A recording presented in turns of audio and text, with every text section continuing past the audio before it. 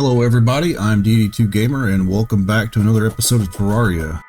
I'm going to start off and head to the dungeon, and we're going to give a quick look and see if we can find any new weapons or accessories, collect a few keys, and then I'm going to start working on an area that we can do the old ones' armies. Really want something rather flat. I think I have a decent place in mind, but I want to try to get the Aqua Scepter. Seems to be my favorite right in the middle of an intro. The Slime King. Let's just kill him really quick. That was unexpected, and I think that's only a 1% chance of him spawning. So as I was saying, need to flatten out an area for the old one's armies. With the Aqua Scepter, the ability to pierce through multiple enemies makes it so much nicer to kill the groups. So let's head down here. We have a chest here in the front. Of course, we'll need to collect some keys, and I am going to zoom out just a little. I'm going to collect some of these water candles along the way just to reduce some of the spawns for now. Later on, we could use these for farming along with a battle potion. Alright, so I'm back in the dungeon. I died after getting stuck on some spikes. But on my return, we have found the mechanic, and we've also got our first golden key just now. All of the mechanic returned back, and I'm going to head up and unlock this first chest. And I'm also going to get rid of some of these dang spikes. Alright, so I've removed most of the spikes from the entrance. This is the first chest. And we have the Murmasa. 29 melee damage. Good swords, very fast. And I will collect all my chests as I go. That one we're going to need a biome key for. So we're going to need more keys. Got one right here. Let's head back over to that chest. Also, these spikes gotta go. Risk Cobalt Shield. That will reduce our knockback, and we can use that as an ink charm later, which will also get turned into the ink shield in hard mode. Break through the wall here, kill these guys. Clear out as many spikes as possible. Got another key here, and the Ruthless Aqua Scepter, which was one of my main reasons for coming down here, along with the Cobalt Shield. So if that's the only thing I find, then I'm good with that. And the Ruthless modifier, I won't have to reforge it. I'm actually happy with that one. That'll do its job quite well. That's a good find. Continue to head on over here and look for hidden entrances. Just being careful to avoid all of the spike traps. I'd like to get an area set up in here that we can do some farming. It's usually decent for coin, especially when you have a battle potion and some water candles. I will place a platform. Let's just move some of this stuff out. I should probably farm some blood mats so I can get the money trough, or get the void bag so I can just have an extension to my inventory and make this just a little bit faster to keep organized. We will worry about that another day. I'll keep the chest over here. That way I can continue to pick them up. Let's pick our piggy bank back up. Collect those keys. We'll try to set up little dirt bridges across most of these pits since they're just spike traps. And I would likely just fall in and die about a dozen times, which is usually the case. Better safe than sorry. Unpleasant Blue Moon. Not really the type of weapon I use. I think it's a lack of skill. I mean, I'm not saying I suck, but there are just certain weapons I am not any good with. I don't have the accuracy to keep up with it. I've unlocked another slime pet. I need to clear some of these out before I end up dying here.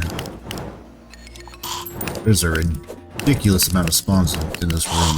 It's just never ending.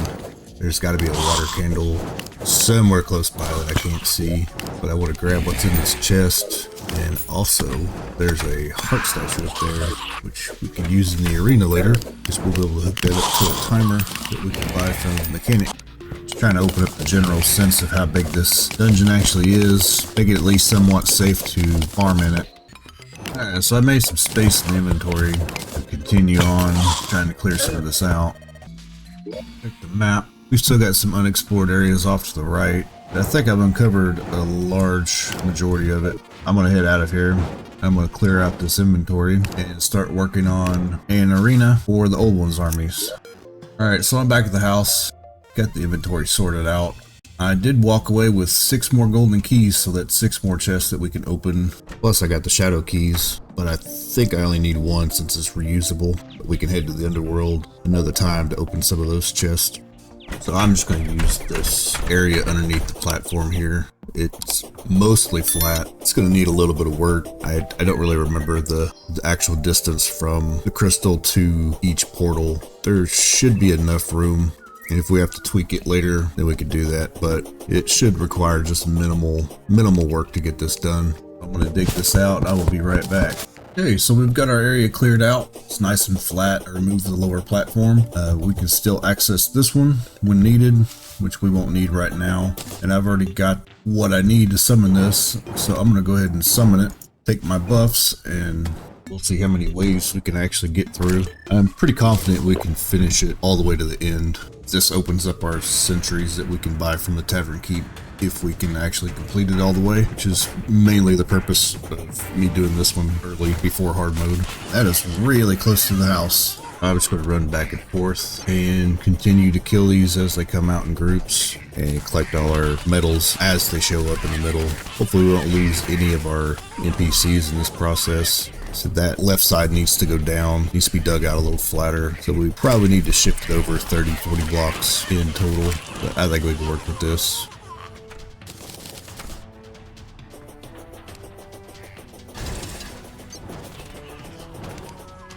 Kill these stragglers, get some ballistas set up, and get ready for wave 2.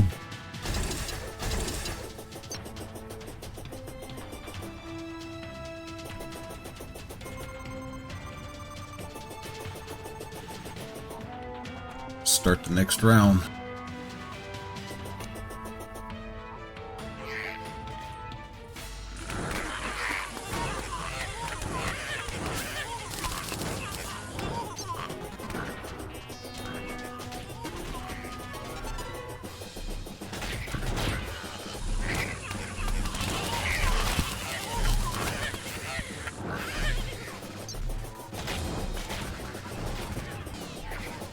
It's just a matter of going back and forth. So wave 2 is done.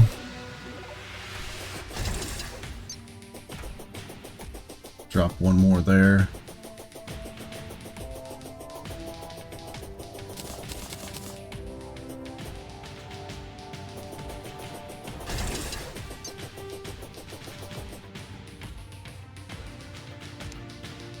Four seconds.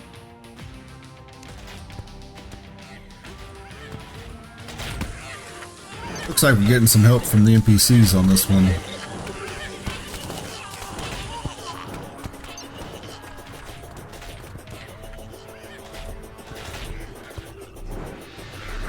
But I might want to still move this over.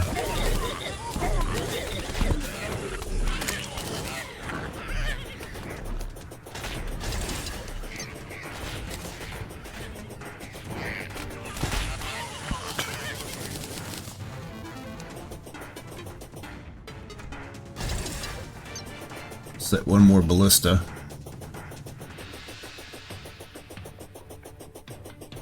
Click these. Let's see if we can set one more.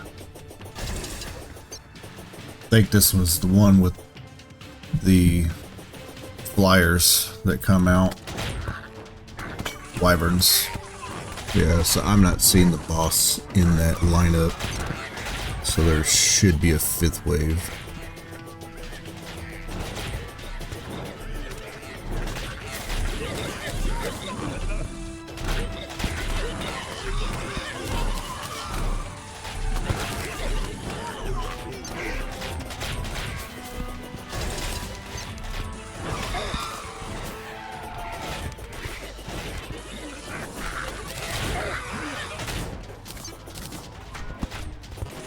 And that was the 4th wave complete.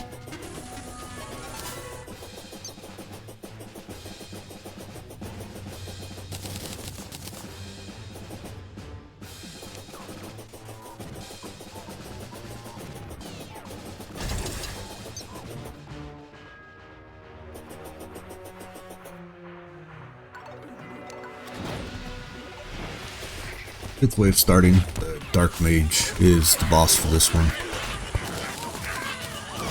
So we're still looking good. We got full health.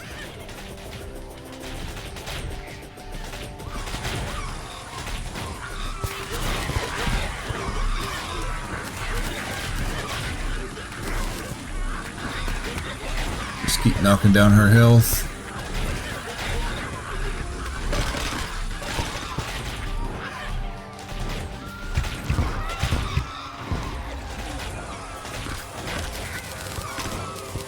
That's it, that is finished. Now we can utilize the ballistas without the need of actually having to summon the old one's army. And our NPCs didn't die. Make sure I didn't forget any drops. Just mana stars. We didn't spend a lot of time in the dungeon, but I'm going to go in later off camera. And I'm going to open up some areas to farm. We'll get some water candles set up and maybe craft a few battle potions just for the extra coin.